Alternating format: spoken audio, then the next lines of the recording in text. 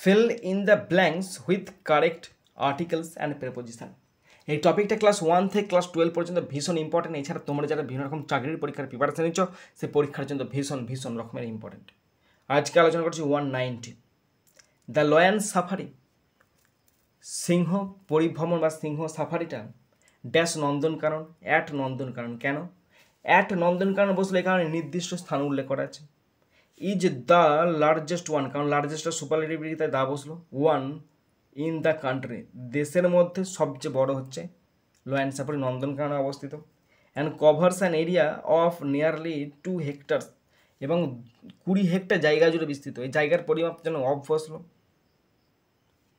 While the deer park, যেখানে deer পার্কটা has an area of 37 hectare, এখানে একটা জায়গার পরিমাণ আছে তাই 37 হেক্টর বসলো।